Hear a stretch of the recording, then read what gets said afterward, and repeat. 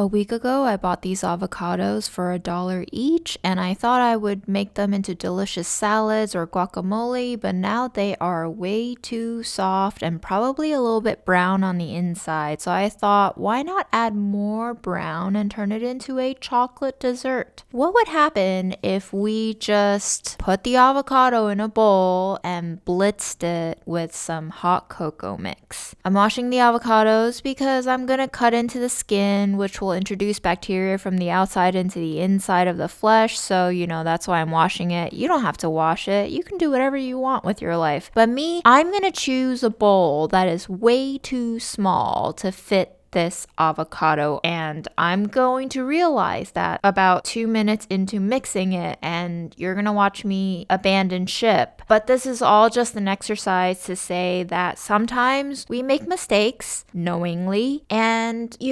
while you might have been able to avoid that mistake, it is never too late to turn around and change your mistake. Take a different path, Anyway, as I'm peeling this avocado, I'm gonna give them a taste just to check to see if they are still delicious. Sometimes they're not delicious. In that case, you might want to proceed with using them, or you may want to abandon ship. Depending on the day, choose your own adventure. Who am I to tell you what to do? I'm the one here with brown avocados, mixing them in a bowl that is way too small to hold them. It's really important to keep checking for taste and quality assurance when you're using ingredients past their prime, so that's why you see me just tasting them every once in a while. I'm going to add in the cocoa powder, and I'm going to blend it really slowly. I highly recommend you go in with a spatula and mix it manually, because if you blend it right now, that powder might just fly everywhere in your kitchen, which is going to just pile on the nightmares for you in cleanup mode. So that's what you see here is I'm going in with the spatula first, and then I'm going to blend it out until it's nice and smooth. We're going to taste and see if it's sweet enough, and if it's not, we're going to add in more cocoa mix. If the cocoa mix isn't doing it, then we're going to add in cocoa, and then we're going to add in some coffee sugar that I have in my pantry. It's going to heighten that chocolate flavor and add in some straight sugar. I'm going for about a 1-to-1 ratio here at first.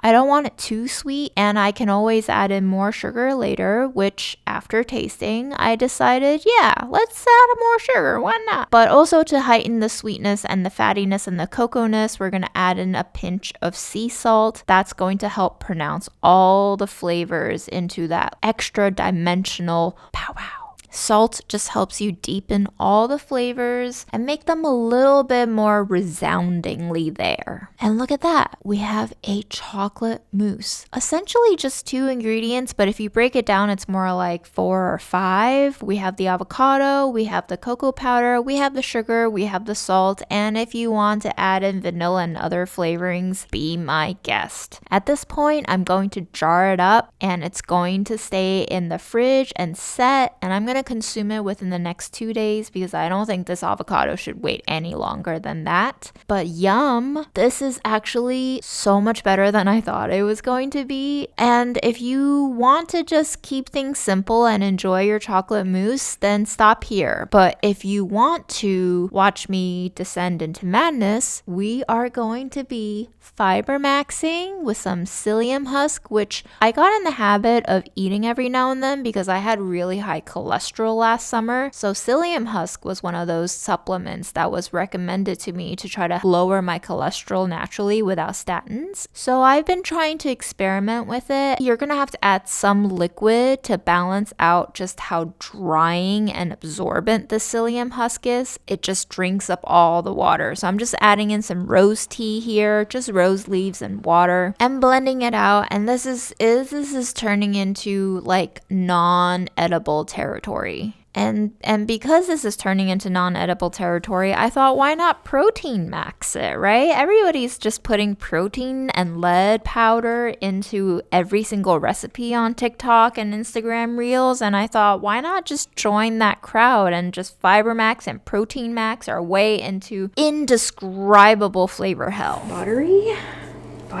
Why is it buttery? At this point, this mixture was starting to smell a little bit like packaged cake mix, which wasn't the worst thing ever, but it was very bewildering, and the texture was very, very thick and a very chewy, unpleasantly, artificially sweetened way. But our jarred mousse was amazing. And I was trying to figure out why I made this decision to go from this delicious, smooth, rich mousse to inedible fiber protein maxing hell. But we make our mistakes. And when we make mistakes, we move ahead with what we've got and we try to find our way out of it. So I decided to go ahead and microwave it and see what happens once we add some heat into the equation. The good thing is it's food. We play in the kitchen. No mistake is going to be dire enough to cause real harm besides, a little ding to our ego. But look at that cake. It's like expanding, it's steaming, something's happening. So this is exciting,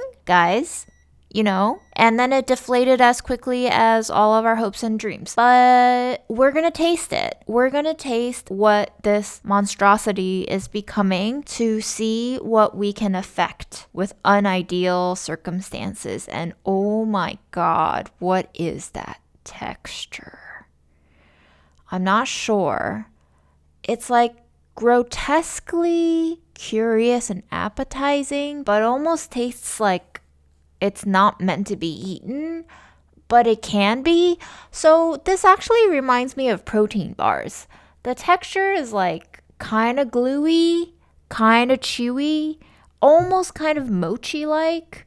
And it actually sets into a more dense texture once it cools. And at this point, I was like, you know what? This is redeemable. We can save it.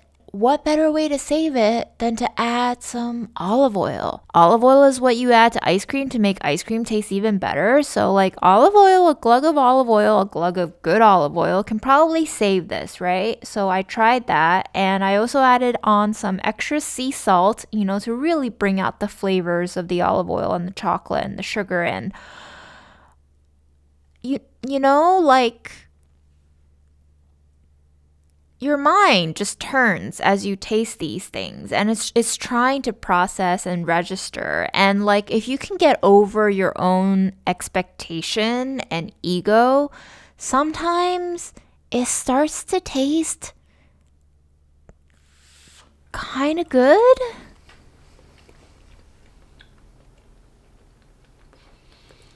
What?